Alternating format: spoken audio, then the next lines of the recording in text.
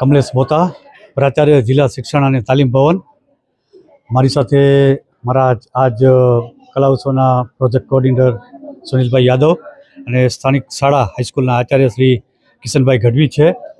અને એમ કહેવાય છે કે બાળક છે એ કોરી પાટી જેવો નથી હોતું, એ અનંત સંભાવનાઓનું આકાશ ભરીને આવે છે. એનામાં અલગ અલગ શક્તિઓ હોય છે અને એ શક્તિઓને યોગ્ય મંચ મળે. કોઈક પાસે ગાયન સારું હોય, કોઈકની પાસે કવિતા લખવાનો શોખ હોય, કોઈક સારા ચિત્ર દોરી શકતો હોય, તો જીસીઆરટી ગાંધીનગરની પ્રેરણાથી અને દર વર્ષે એમના માર્ગદર્શનથી જિલ્લા શિક્ષણ અને તાલીમ ભવન આવા ઉત્સવોનું આયોજન કરે છે, કલા ઉત્સવનું આયોજન કરે છે. આવો સુંદર આયોજન જિલ્લા શિક્ષણ સમિતિના ચેરમેન અને આઈશ્રી વિશ્રીમા ટ્રસ્ટના પ્રમુખ શ્રી વિરમભાઈ ગઢવી અને એમના સૌ ટ્રસ્ટીઓના સહયોગથી જિલ્લા શિક્ષણ અને તાલીમ ભવને વિચાર્યું કે આ આપણી સંસ્કૃતિ અને પ્રકૃતિ સાથે આપણો આ કલાનો એક ઉત્સવ આ રમણીય વાતાવરણમાં કરીએ. તો અહીં સમગ્ર કચ્છના જે પણ વિજેતાઓ છે, જિલ્લા કક્ષાનું આ કલા મહોત્સવનું અહીંયા આયોજન છે.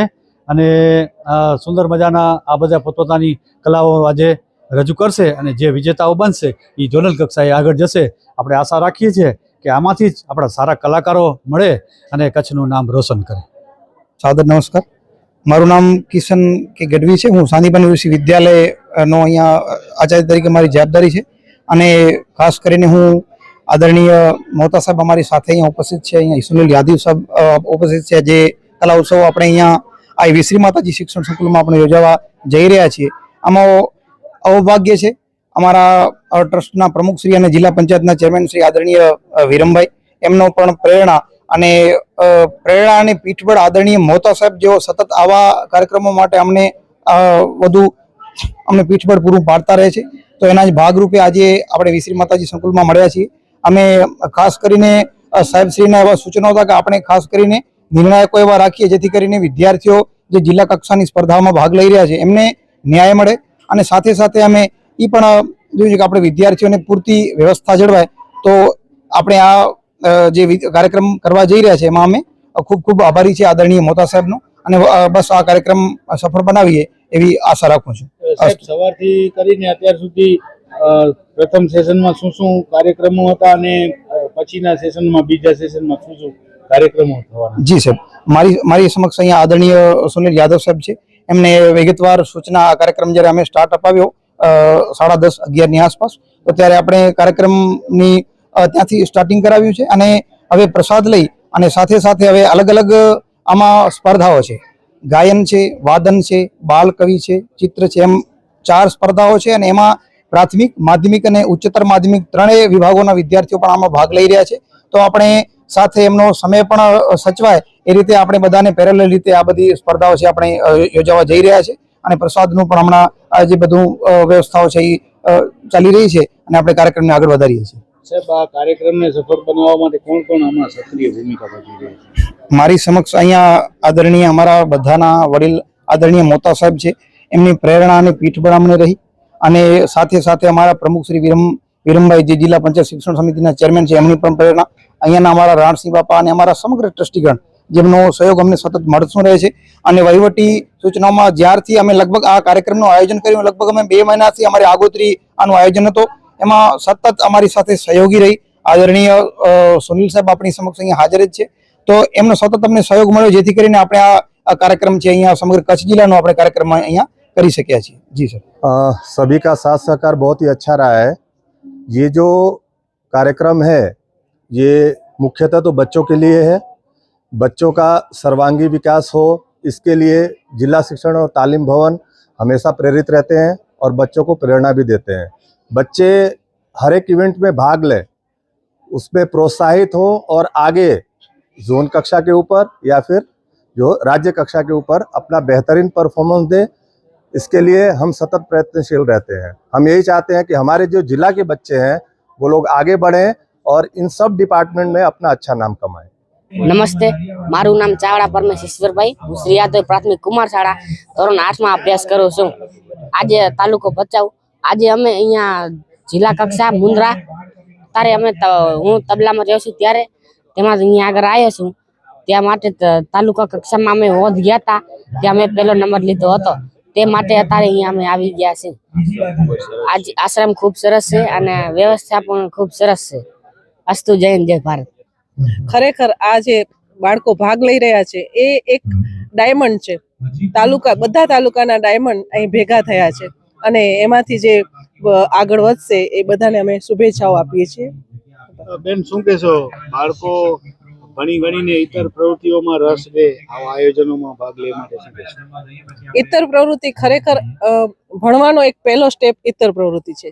જ્યારે નાનપણથી જ્યારે પૂર્વ પ્રાથમિક ચાલુ થાય છે ત્યારે પણ આપણે ભણવા ઉપર ધ્યાન ઓછું હોય છે. બાળકોને રમાડીને ભણો એ મેઇન હેતુ હોય છે. તો એ હેતુ અંતર્ગત આ ઘણી બધી સ્પર્ધાઓ બહુ સરસ ભણવામાં આગળ વધારી શકે છે. મારું નામ મારવાડા પાથાઈનભાઈ છે. હું બિદડા ગામથી આવું છું. અહીંયા કલા ઉત્સવમાં ભાગ લીધો છે. તેમાં એસસીએસ કક્ષાએમાં પ્રથમ નંબર આવ્યો, એટલે મને અહીંયા આ લેવલે પહોંચવા માટે મહેનત કરી હતી. અગાઉ ક્યાં રાજસ્થાનમાં ટોંક જયપુર ખાતે એ શું હતી સ્પર્ધા? ઇન્ટરનેશનલ આર્ટ કોમ્પિટિશન હતું. ત્યાં કેવી રીતે આગળ વધ્યા ને અહીંયા કેવું લાગે છે? ત્યાં તો કેનવાસ ઉપર પેઇન્ટિંગ બનાવવાની હતી ને એમ ખૂબ સારું લાગ્યું. અમે કચ્છના કુલ 13 ચિત્રકારો ત્યાં ગયા હતા. ને અહીંયા જે ભાગ લીધો છે એમાં કેટલા વિદ્યાર્થીઓ સાથે જોડાયા છે? અહીંયા લગભગ ઘણા બધા વિદ્યાર્થીઓ છે. સારું લાગ્યું અહીંયા આવવાથી. શું બનાવ્યું છે પેઇન્ટિંગમાં? અહીંયા ગરવી ગુજરાત થીમ આપેલી છે, તેના ઉપર પેઇન્ટિંગ બનાવવાનું છે.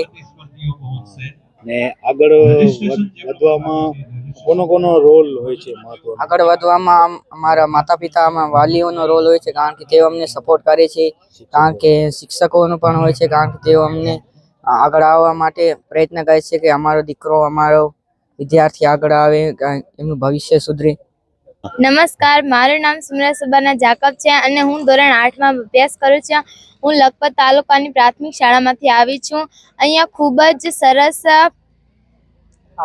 આયોજન કરવામાં આવે છે. અહીંયા જમવાનું પણ રેડી કરી નાખ્યું છે, બધા જમે છે. અમે પણ ખૂબ જમી લીધું છે. બહુ અહીંયા સરસ કર્યું છે વ્યવસ્થા.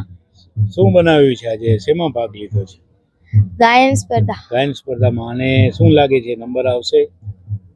લાગે છે આવશે, પણ હજી ખબર નથી. બધાને સમજી લે પછી. અને જે આયોજન છે કેવું લાગ્યું? સરસ લાગે છે. નામ ધવલકુમાર પટેલ છે. હું લખપત તાલુકાના લાખાપર ગામથી આવ્યો છું. અમારી દીકરી આ કલા મહોત્સવમાં જિલ્લા કક્ષાએ ગાયન સ્પર્ધામાં ભાગ લઈ રહી છે. અહીંયા ખૂબ જ સરસ આયોજન કરવામાં આવ્યું છે. એક કુદરતી માહોલમાં અને ખૂબ જ સરસ ભોજનનું પણ આયોજન કરવામાં આવ્યું છે. સાથે સાથે તમામ આયોજક મિત્રોનો પણ ખૂબ સારો એવો સાથ સહકાર રહ્યો છે. તેમનો અમે ખૂબ ખૂબ આભાર માનીએ છીએ અને આપના ન્યૂઝના માધ્યમથી અહીંયા આવેલ તમામ બાળકોને અમે ખૂબ ખૂબ શુભેચ્છાઓ પાઠવીએ છીએ. મારું નામ ગઢવી અક્ષય ઈશ્વરભાઈ છે. હું કાઠડા પ્રાથમિક શાળામાંથી અહીંયા સંગીત ગાયનમાં ગાવા માટે આવ્યો છું. પહેલા ક્યાંય ભાગ લીધો છે? પહેલા 2 વર્ષથી લીધો હતો, પણ જિલ્લામાં 2જો નંબર આવે છે. હમણાં 3જો વર્ષ છે જિલ્લામાં. બરાબર. અને આજે કેવું લાગ્યું અહીંયાનું આયોજન, અહીંયાની વ્યવસ્થા? બહુ સારું છે. સતત 2 વર્ષથી 3 વર્ષથી સારું છે. એની કને આ શિક્ષણ લ્યો છો?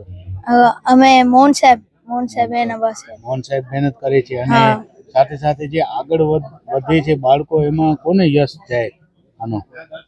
ઈ અમારા શિક્ષક ને વાલીઓને. અને બાળકોને શું કહેશો? ઘણીને આગળ વધવાની સાથે આવી પ્રવૃત્તિઓમાં ભાગ લેવા માટે શું કહેશો? બસ આવી જ પ્રવૃત્તિઓમાં આગળ વધો